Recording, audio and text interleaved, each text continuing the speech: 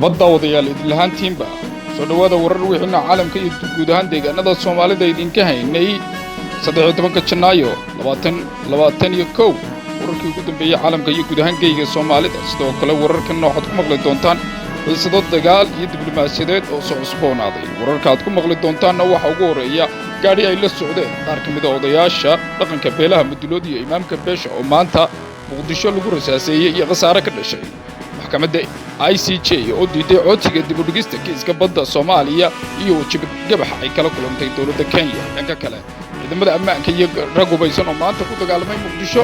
xog cusub oo aan idinka hayno kulankii ay isku hayeen dawladda federaalka iyo maamul goboleedyada oo u dhacaya hab cusub Mareykanka iyo Turkiga oo dagaal diblomaasiyadeed durbaba uu ka dhex bilaabmay iyadoo maamulka cusub ee dalkaas Mareykanka uu bilaabay dhanka kale madaxweyne ku-xigeenka dalka Kenya oo sheegay in aanu marba iscasilayn iyo loolanka siyaasadeed ee u dhaxeeya madaxweynahiisa oo cirka isku sii shareeraya mudooyinkii ugu dambeeyay labadan madaxweynaha iyo madaxweyne ku-xigeenka dalka Kenya ayaa iyagu loolan adag oo siyaasadeed ku kala fogaa wararka iyo warar kale aan ugu horeeyay wararka Soomaaliya shirkii loo ballansanaa 15 Febraayo oo heshiis laga soo gaarayo xog lagu kalsoon yahay oo aan helayno ayaa sheegaysa in shir u dhaxeeya dawladda federaalka dawlad goboleedyada iyo gobolka Banaadir uu ka furmi doono magaalada Baydhabo si xal looga gaaro ismarwaaga ka taagan doorashada xogtaan helayna ayaa sheegaysa in wakiilo ka socda dhinacyada oo ka kooban min laba xubnood ay maanta tagayaan magaalada Baydhabo si ay uga wada hadlaan qodobada la isku hayo ee saldhigga waa heshiiska doorashada ee September 17 ilowradiyada ayaa intaas ku daray in shirkan ay soo qaban qaabisay beesha caalamka oo doonaysa inay dhammaan qodobada la isku hayo ay heshiis ka gaaraan gudiyada ka hor inta aysan kulmin madaxda dawladda federaalka iyo dawlad goboleedyada beesha caalamka ayaa lagu warmaynay arrintan soo jeedisay si meesha looga saaro fashilka joogtada ee ku yimaada shirarka madaxda kuwaas oo ay aragto kuwa badan abuura hadal hayn badan cadaadis iyo niyad jab wararka ayaa sheegaya in marka gudiyadu ku shiraan Baydhabo ay ka heshiinayaan qodobada la isku hayo ay hor keeni doonaan madaxda dawladda federaalka dawlad goboleedyada iyo gobolka Banaadir si aysan kaba dambaysta u saxiixin iyadoo la qabanayo munaasabad saxiixa wali go'aan lagama gaarin halka ay ka dhici doonto munaasabadaas waxay soo badan tahay Muqdisho arrintan ayaa imanaysa kadib markii Puntland iyo Jubbaland ay dhawaan diideen in shir uu soo jeediyay farmaajo lagu qabto Garowe ayagoo ku baaqay inuu shirkaas ka dhaco magaalada Muqdisho waxa sidoo kale meesha ka saaraysa baaqi ay Puntland iyo Jubbaland ee ahaa insaamileyda kale ee siyaasadda dalka ka qayb galaan wada hadallada waxaana muuqatay in beesha caalamku ay diidan tahay in wada hadallada la ballaariyo macda haddii gudiyadan ay awood u yeelan doonaan inay heshiis ka gaaraan qodobo ay isku mari waayeen madaxdii ka sareysay maxkamadda caalamiga ee cadaaladda ICJ ayaa ku gacan saartay codsigii dawladda Kenya ay ku doonaysay in mar kale dib loo dhigo dhageysigii kiiska badda Soomaaliya sida ay sheegtay dawladda Soomaaliya warar qoraal oo ka soo baxay ayaa sidan lagu sheegay anigoo tixraacaya kiiska xadeynta badda Indian Ocean ee Soomaaliya iyo Kenya iyo codsiga Kenya ee ah hakinta sii wadista dhageysiga waxaan jecelahay inaan idinku wargeliyo in kadib markii aan ka fakarnay doodaha labada dhinac ee maxkamadda ay go'aan soo gaartay inay sii wado dhageysiga sida loo qorsheeyay oo bilaabmaysa 15 March ayuu yiri Philip oo ah diiwaan hayaha maxkamadda ICJ ee kiiska badda Soomaaliya Philip ayaa intaas ku daray in dhageysiga uu dhici doono qaab online ah oo maxkamadda aan la tagi doonin wuxuu labada dhinac ku wargeliyay inay soo gudbiyaan magacyada xubnaha ku matali doona dooda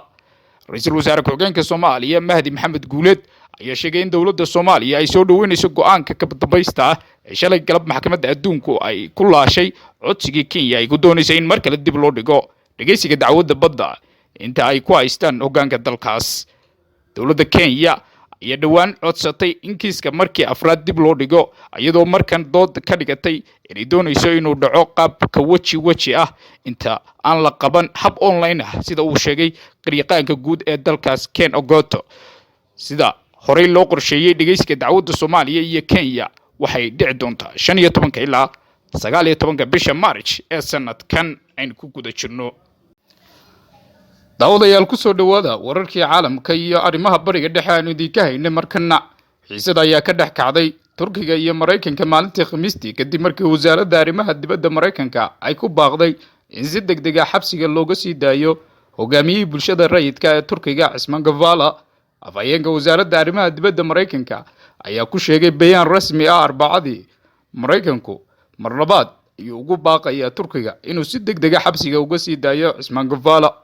dacwadaha khaldan ee ka dhanka ah Kavala xarigiisa oo socda iyo dib u dhaca sii socda ee gabagabada maxkamadeyntiisa oo ay ku jirto ku biirista kiiska ka dhanka ah waxay wiiqaysaa ixtiraamka sharciga iyo dimuqraadiyadda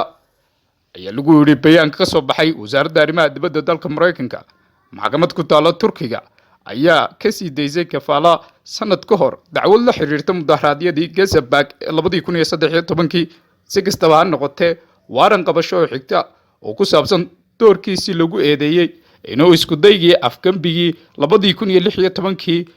ayaa la soo saaray. maxkamad ka sarreysa ayaa markii dambe laashay sii deyntiisa oo lagu soo oogay dacwadaha mudaharaadka. maxkamad gaar ah ayaa usbuucii la soo dhaafay xukuntay in la isku daro labada dacwadood taasoo ay ku macneeyeen qareennada Kavala inay tahay isku day looga hortagayo sii deyntiisa degdega ah. Kavala wuxuu xirnaa xabsiyo in ka badan 3 sano. wasaaradda arrimaha dibadda ayaa sidoo kale ku boorisay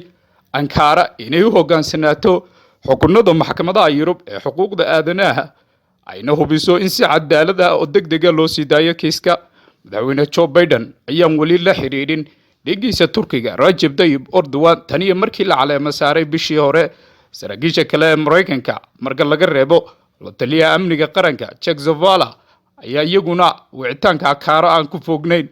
falcelinta Maraykanka ayaa waxa marka loo eego sida ay dhigayaan inay tahay astaan dheeri ah oo muujinaysa in maamulka Biden uu cadaadis ku saari doono Ankara arrimaha xuquuqda aadanaha si ka xoog badan sidii maamulka Trump.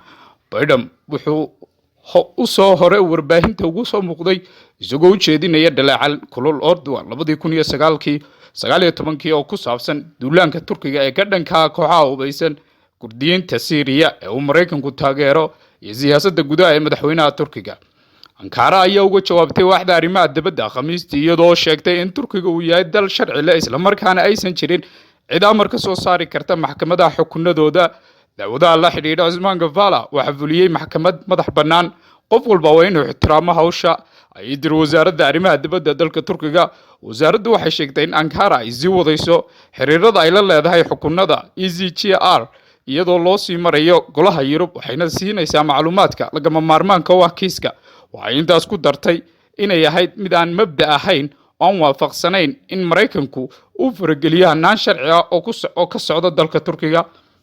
halka uu marmarsiyo sharciga uu ka diidayo codsigii dhiibista Ankara ee Fethullah Gulen oo lagu eedeeyay inuu ka dambeeyay isku daygii afgambigii 2016. waxaa sidoo kale ogaanaynaa walaaca muwaadinka Maraykanka Dictorinary Brecken ka mid noqoshada baa la yidhi dacwadda maxkamadeed ee Dr. Bekri. waxaan aaminsanahay in dacwadda lagu soo oogayo Dr. Bekri ay yihiin kuwa aan sal iyo raad toona lahayn ayaa lagu yiri war ka soo baxay isna wasaaradda arrimaha dibadda dalka Maraykanka. waxaan ugu baaqaynaa Turkiga inuu kiiska ku xaliyo si cadaalad ah oo muwaadinkan si degdeg ah xuquuqdiisa loogu soo celiyo ayaa waaxda arrimaha dibadda ee dalka Maraykanka ay ku tiri. Kavala ayaa lagu soo oogay inuu isku dayay inuu rido nidaamka dastuuriga ah isagoo kaashanaya Bekri kaasoo diiday eedeymaha loo soo jeediyay oo gabi ahaanba been abuur ah buu yidhi.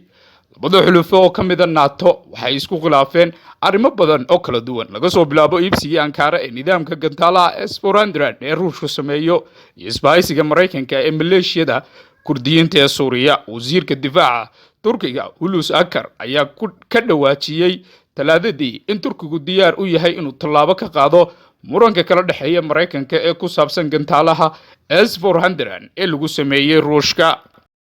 xiisada u dhaxaysa madaxweynaha dalka Kenya Uhuru Kenyatta iyo dhigiisa iyo ku-xigeenkiisa dalka Kenya William Samoei Ruto ayaa iyaduna cirka isku sii shareeraysa maalmihii ugu dambeeyay. walow hadallo badan ay isku mariyeen warbaahinta madaxweynaha dalka Kenya ayaa horey u yidhi inaanu marnaba aqbalayn inuu dalkan kaga tago dad tuuga taasoo dadka siyaasadda falaaqeeyay ay ku sheegeen inuu u jeeday ku-xigeenkiisa. madaxweyne ku-xigeenka dalka William Ruto ayaa sheegay isaguna maanta mar uu la hadlayay warbaahinta inaanu is casili doonin balse uu sii wadan doono la shaqaynta madaxweyne Uhuru Kenyatta si loo xaqiijiyo uu yidhi xaqiijinta qorshayaasha ay wadaagaan iyo aragtida ay ka qabaan dadka reer Kenya. Dr. Ruto ayaa ka jawaabay sabtidii maalin uun kadib markii madaxweyne Kenyatta uu sheegay inuu is casilo asaga oo sheegay inuu qofka uusan caayi karin dadka isagoo weliba qadarinaya guusha dowladda. Madaxweynaha ayaa cambaareeyay siyaasadda yar ee kala qaybsanaanta iyo bahasha hoose, waxaanu xusay in loo baahan yahay in dadka la mideeyo oo aan la isku kicin, ayuu yidhi madaxweynaha dalka Kenya. haddaba isagoo la hadlaya intii lagu guda jiray lacag ururinta agagaarka ee kiniisadda dhowr ah oo ku yaala magaalooyinka Isiyaal, ayaa sheegay Deputy President-ku waxa uu sheegay inuu sii wadi doono ixtiraamka madaxweynaha iyo go'aanadiisa. Ruto wuxuu sheegay in kastoo laga qaaday shaqooyinkii loo igmaday, haddana wuxuu sii wadi doonaa fulinta waajibaadka uu u igmaday madaxweynihiisu si taxadar leh. waxaan ahay qof xushmad badan markii aan u tagnay raadinta codadka, waxaan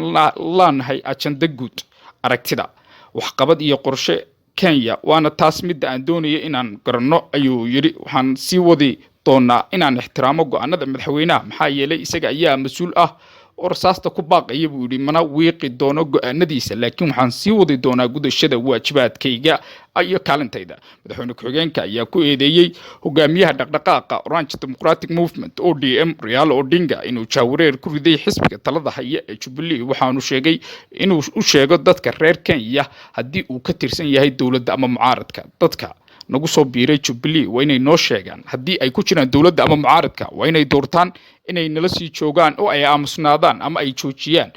wadahadallada ay ka soo yeeraya, maxaa yeelay ma heli kartid keegaaga oo adigu waad cuni kartaa, ayuu yidhi madaxweynaha ku-xigeenka dalka Kenya. dhaqdhaqaaq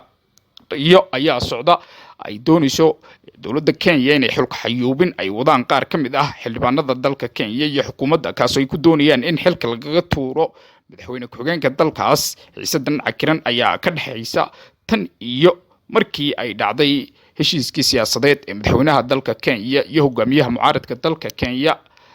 ee Raila Odinga.